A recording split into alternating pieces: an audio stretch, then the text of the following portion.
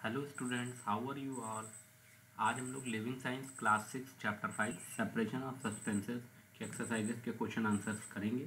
इसमें हम लोग शॉर्ट आंसर क्वेश्चंस डिस्कस करेंगे। वीडियो शुरू करने से पहले मैं चाहूँगा कि आप लोग इस ई लर्निंग चैनल को सब्सक्राइब कर लें और बेल आइकन को ज़रूर क्लिक कर लें, जिससे आने वाले वीडियोज़ के अपडेट्स आपसे मिस ना हो। तो चलिए शुरू करते हैं। Part C, short answer question, answer in a sentence or two. आपको एक या दो सेंटेंस में इसके आंसर देने हैं। First question is, you are given a sample of water, how will you find out whether it is pure और not. आपको एक वाटर का सैंपल दिया गया है और आपको पता लगाना है कि प्योर है या नहीं है।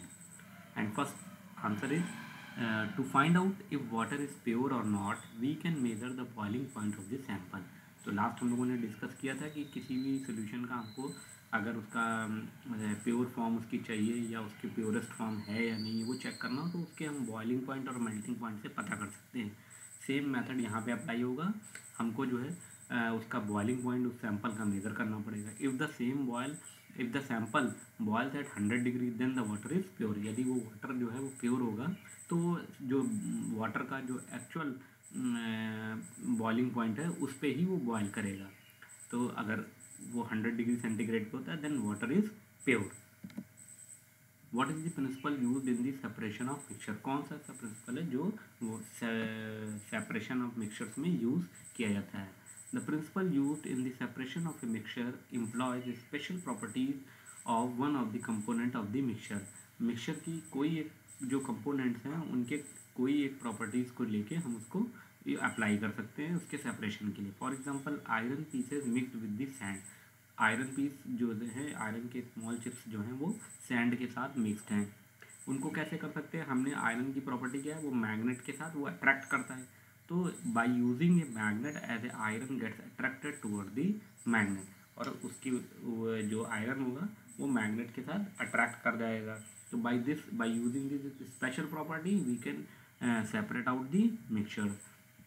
Now question number 3, to use a sieve to separate sand and seeds, what should be the size of the holes of the sieve in comparison to size of the sand particle and rice seeds। अगर हमें जो है किसी सीव की मदद से, छन्नी की मदद से सैंड और राइस के सीड्स अलग करने हैं, तो जो साइज होगा सीव का वो in comparison to size of sand और राइस सीड क्या रखना होगा हमें। To separate sand from rice seed the holes in the sieve must be larger than the sand particle. जो होल्स होंगे वो क्या होंगे सीव में, larger than the sand particle and smaller than the rice seed. और rice से क्या होंगे, वो स्मॉलर होंगे और सैंड से थोड़े ज़्यादा होंगे। So that the sand particle can easily pass through the sieve leaving behind the rice. उससे क्या होगा, जो राइस है वो आपका स्लीव में रह जाएगा और जो सैंड पार्टिकल हैं वो उसको पार कर जाएंगे, और बाई दिस हम उसको सेपरेट कर सकते हैं। Now move to question number 4. Which property of a filter paper is used to separate out an insoluble solid from a liquid? कौन सी ऐसी प्रॉपर्टी है फिल्टर पेपर की जिसके थ्रू हम जो insoluble solids लिक्विड से अलग कर पाते हैं? Answer is, an insoluble solid can be separated from a liquid using a filter paper as the filter paper allows the liquid to pass through it। क्योंकि फिल्टर पेपर क्या करता है, liquid को अलाउ करता है अपने through. While the solid will not pass through the filter paper, और उस समय जो है सॉलिड जो है वो फिल्टर पेपर से पास नहीं कर पाते हैं। By this property we can use separate out an insoluble solid from a liquid. Now question number 5, we always talk about a saturated solution at a certain temperature. Why is the temperature specified? जब भी हम saturated solution की बात करते हैं तो एक particular temperature, certain temperature पे डिस्कस करते हैं। तो वो टेम्परेचर क्यों स्पेसिफाई किया जाता है? The solubility of a solid in a solution increases with the increase in temperature।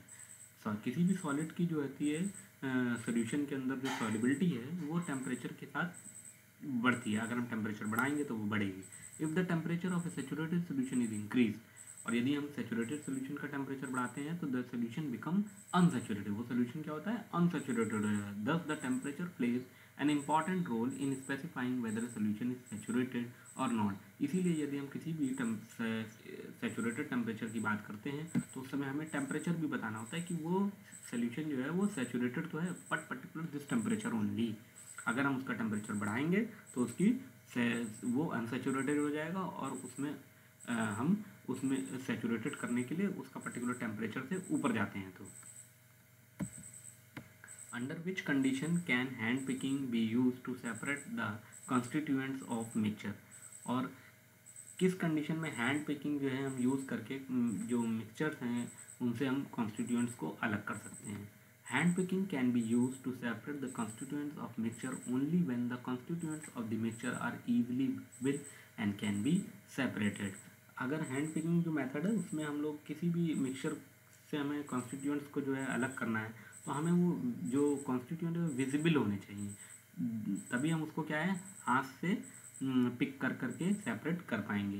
जैसे stones can be separated from rice by hand picking, जैसे स्टोन्स वगैरह जो होते हैं चावल में आपने देखा होगा घर के अंदर लोग चावल को जो है हैंड पिकिंग मेथड के थ्रू ही साफ करते हैं।